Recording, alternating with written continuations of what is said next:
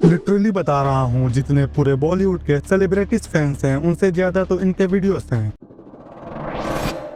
Like it really does matter. Like you want to stay tight, and I've had a lot of porn experiences, but धीरे धीरे phone आपके emotions पर impact डालता है और ना चाहते हुए भी आप अगले स्टेप पे जाते हो और आपको मेंटली डिस्ट्रॉय किया जाता है। दैट्स वाई आप 1 मिनट से भी ज्यादा किसी काम में टिक नहीं पाते हो और ना ही आप पढ़ाई में कंसिस्टेंट रह पाते हो। Pornography is a serious issue, and because of the way that it taps into these very primitive systems, it's as serious in my mind as some of the other drugs of abuse, like the. और एक ऐसा वक्त आता है कि आप खुद को ही कोसने लगते हो और फिर पोर्न एडिक्शन को छोड़ने के लिए आप YouTube पर जाकर न जाने कितने वीडियोस को देखते हो और आखिरकार ऐसा समय आ जाता है कि आप जहां 2 से 3 दिन पोर्न देखना क्वाइट कर देते हो, लेकिन जैसे ही अगले दिन आपके हाथ में फोन आ जाता है तो अगेन आप इसे देखना स्टार्ट कर देते हो।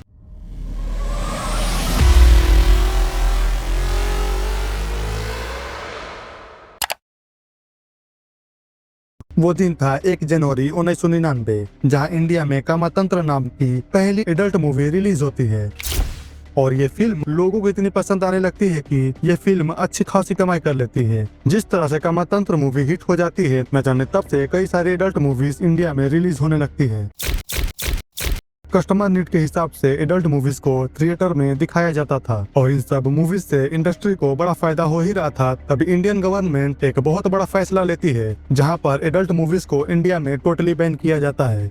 वैसे तो लोग एडल्ट कंटेंट को मूवीज के थ्रू कंज्यूम कर ही रहे थे, लेकिन 27 नवंबर 2004 को bazi.com वेबसाइट पे एक वीडियो लीक होती है and the title of this video was did yes girls having fun. इस वीडियो को सेलिंग पर्पस के लिए एक बंदे ने bazi.com वेबसाइट पे अपलोड किया था और इसी की वजह से वेबसाइट के ओनर अवनीश बजाज को दिल्ली पुलिस वाले अरेस्ट कर लेते हैं। लेकिन ये सब सुन के आपको क्या लगता है कि पोर्न इंडस्ट्री का यहाँ इंडिया में द एंड हो जाता है? लेकिन असली खेल तो यहाँ से शुरू होता है, जहाँ 2007 में इंडिया में ऑफिशियली एडल्ट वीडियो शेयरिंग और पोर्न वेबसाइट्स अवेलेबल होने लगती हैं। पेरिस की ये एक्स वीडियोस वेबसाइट इंडिया में अवेलेबल होने लगती है और लोग तो इस वेबसाइट को इतना पसंद करने लगते हैं कि वेबसाइट में सर्वर क्रैशेस आने लगते हैं, लेकिन फिर भी लोग इस वेबसाइट पर जाना बंद नहीं करते हैं। तो इसी तरह कई सारी वेबसाइट्स इंडिया में इजीली अवेलेबल होने लगती है।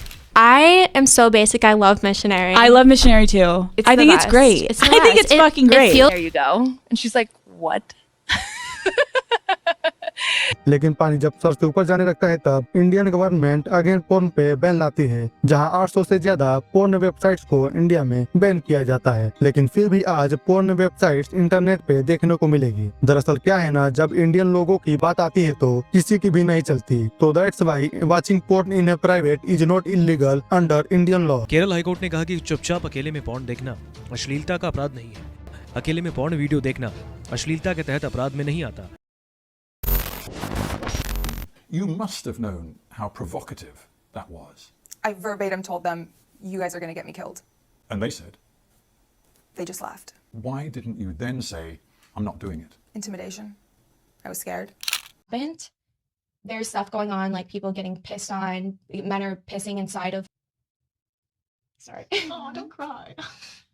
इंडिया के युवाओं पे हर वक्त राज करने वाली ये 2 पोर्न एक्ट्रेस इन पे ये नौबत आने लगती है तो सोचो इंडस्ट्रीज के एवरेज पोर्न स्टार्स का क्या हालत होता होगा। जॉन विलारुबिया, जो कि एक पोर्न इंडस्ट्री में एक्ट्रेस थी, वो बताती है कि जब शूटिंग की टाइमिंग होती थी तब इनको ड्रग्स एंड एल्कोहल दिए जाते थे, जिससे इनको टेम्पररी किसी भी तरह का दर्द नहीं होता था। दोस्तों ये तो सिर्फ एक ट्रेलर है, क्योंकि अगर आपको डिटेल्ड इन्फॉर्मेशन में बताने लगूंगा तो मेरा चैनल 2-3 दिनों में डिलीट हो जाएगा। तो बेसिकली आपने देखा कि किस तरह से पोर्न इंडस्ट्री में क्या क्या बैकग्राउंड में चल रहा था। इस पोर्न इंडस्ट्री से पैसा छापने के लिए बहुत सारे ट्रैप्स बनाए गए हैं और इसी के वजह से आज इंडिया में लड़के और लड़कियां सेफ नहीं है और यही कारण है कि कई सारे रेप केसेस हमें देखने को मिल रहे हैं।